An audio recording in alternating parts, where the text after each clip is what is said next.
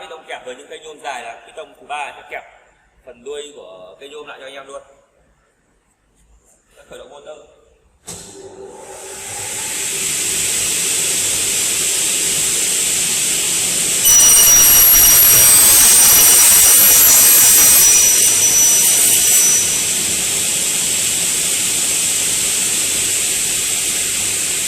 Kinh Mác, một thương hiệu triệu niềm tin.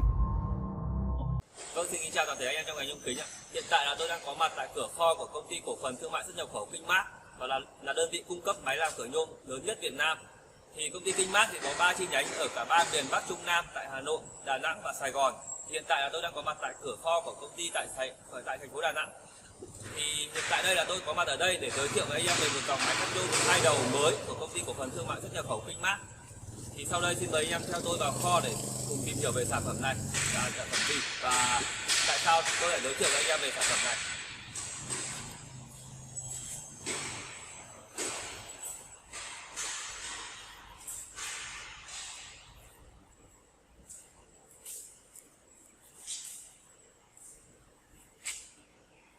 Như anh có thể vừa thấy là ở kho của công ty cổ phần thương mại xuất nhập khẩu Kinh Mác chúng tôi thì có rất nhiều các loại máy móc.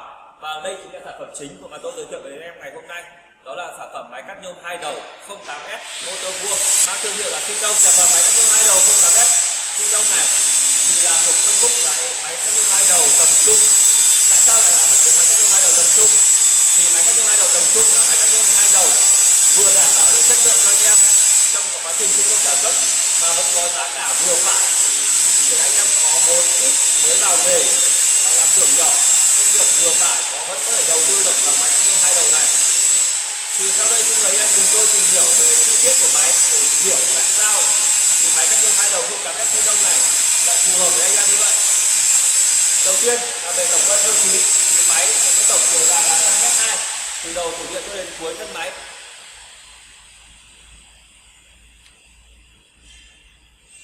Máy có chiều cao là khoảng 2m và chiều ngang khoảng tầm 1m2. Tổng trọng lượng của máy sẽ có đây là sắp xỉ khoảng tầm 1 tấn, đảm bảo là máy đầm ổn định trong quá trình hoạt động là sẽ không bị xảy ra hiện tượng là rung lắc, gây sai lệch trong quá trình anh em sản xuất thi công. Máy thì toàn bộ máy là từ lắp chụp đến phần thân máy tất cả đều được sơn là sơn 2 lớp sơn tĩnh điện. Các bạn thấy là lớp sơn tĩnh điện chống bong chóc và được sơn ở cả phần trong khung gầm trong máy, tất cả đều được sơn tĩnh điện hết, đảm bảo cho anh em là máy móc là sẽ không bao giờ có hiện tượng bong chóc sơn. Tiếp theo là về phần chính của máy, đó chính là phần motor và lưỡi cắt. Thì motor của máy sẽ sử dụng là motor 2,2 kW mỗi đầu máy và sử dụng motor là motor vuông công nghệ của Italia. Thì motor vuông này thì sẽ đảm bảo cho anh em về quá trình hoạt động lâu dài, motor sẽ mát hơn, êm hơn và ổn định hơn so với motor tròn thông thường. Lưỡi cắt của máy là cái thành phần là đảm bảo về mặt cắt góc cắt của anh em thì là sử dụng lưỡi cắt Wagen công nghệ Nhật Bản, đường kính của lưỡi là đường kính 450 thì đảm bảo cho em cắt được tất cả các loại nhôm trên thị trường hiện nay, kể cả nhôm tinh pha nhập khẩu 1202 đều có thể cắt được. Tiếp theo là về phần hai đầu máy, thì thấy bệ đỡ của hai đầu máy được cải tiến, đều sử dụng ở đây là bệ thép nguyên tấm thay vì là bệ gang những dòng máy cắt nhôm 2 đầu 08 thông thường trước đây. Thì bệ thép ở cả hai đầu máy ở cả phía trước và phía sau đảm bảo máy là sẽ ổn định trong quá trình là chuyển góc, gây tránh là như bệ ga ngày xưa có thể gây hiện tượng đứt vỡ trong quá trình em làm việc sử dụng thi công trong thời gian lâu dài. Đây em có thể nhìn thấy bệ pháp thép nguyên tấm được phay CNC và được qua nhiệt luyện chống cong vênh. Cả hai bên đầu máy thì đều được thiết kế là 2 máng trượt DC để khi anh cắt xong DC tự động trượt xuống, tránh tình trạng hút vào lưỡi gây văng bắn DC hoặc mẻ me lưỡi. Ở đầu máy số 2 thì tích hợp là 2 piston kẹp để kẹp phôi nhôm với những cây nhôm dài, là kẹp phôi nhôm chắc chắn hơn.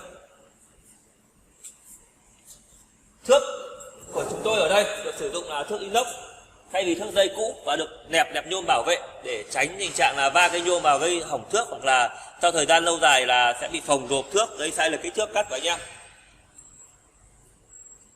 Bảng điều khiển rời ở đây thì sẽ được sử dụng tất cả các nút bấm đều là riêng biệt cho từng đầu máy trái phải, hoặc là sử dụng hoạt động ở chế độ đơn hoặc đôi, từng đầu máy hoặc cả hai đầu máy hoạt động song song. Thước hàm hơi của đầu máy số 2 được tích hợp trực tiếp ở trên bảng điều khiển giúp anh em dễ dàng thao tác hơn.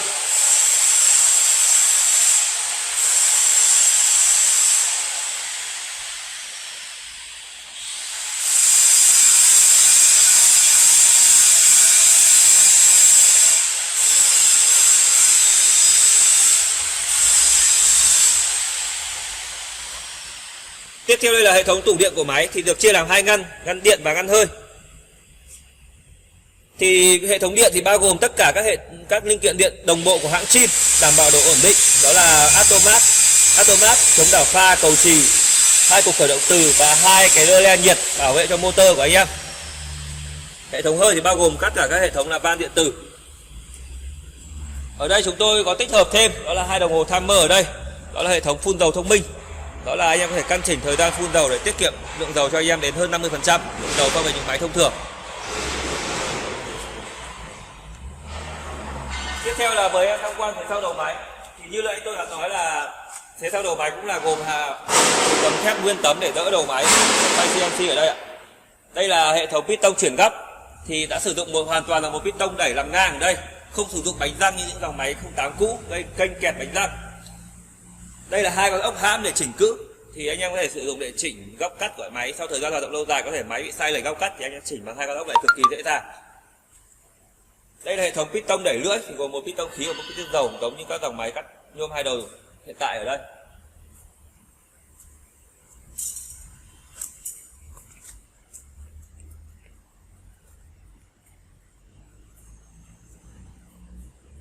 Hệ thống lắp chụp thì được thiết kế hệ thống lắp chụp lên xuống đảm bảo là tiết kiệm diện tích cho anh em.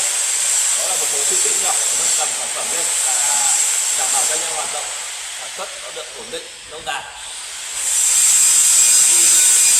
Sau vừa rồi tôi vừa giới thiệu với anh em về tổng quan chi tiết, sau đây tôi sẽ tiến hành thao tác vận hành máy cắt thử nhôm để cho anh em xem về máy hoạt động như thế nào và xem về mặt cắt nhôm.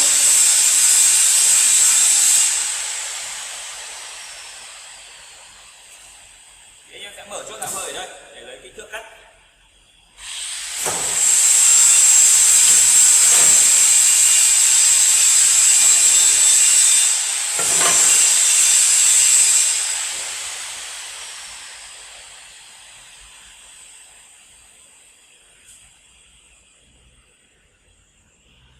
Sau khi lấy được kích thước cắt thì anh em chốt hàm hơi ở đây lại để chốt đầu máy thứ 2 cực kỳ chắc chắn và chính xác. Anh em sử dụng piston kẹp phôn, có 3 piston kẹp với những cây nhôm dài là piston thứ 3 sẽ kẹp phần đuôi của cây nhôm lại cho anh em luôn. Khởi động motor.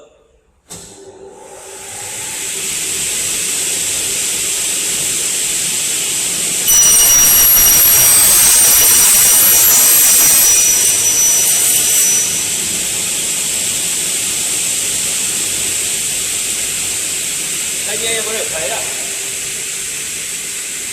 thứ nhất là motor hoạt động rất êm, bởi vì nó là motor vuông, hoạt động cực kỳ êm, nó không phát ra tiếng ồn như những loại motor tròn thông thường. Thứ hai là DC của nhôm, khi em cắt xong DC nó tự động rơi vào máng trượt DC như thế này, đảm bảo là nó không bị hút lại vào trong lưỡi gây bẻ lưỡi hoặc là rơi văng bắn DC, gây nguy hiểm cho anh em.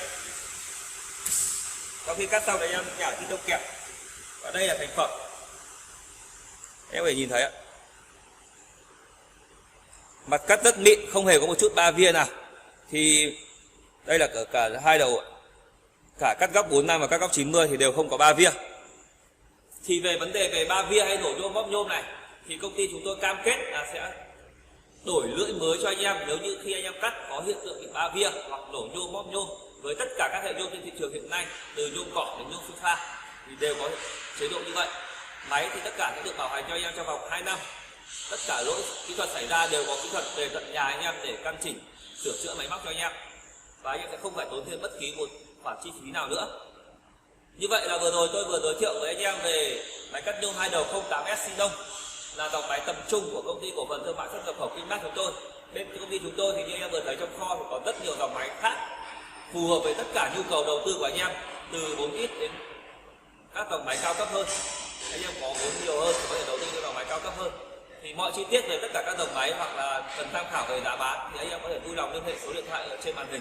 Xin cảm ơn và hẹn gặp lại anh em ở những video lần sau.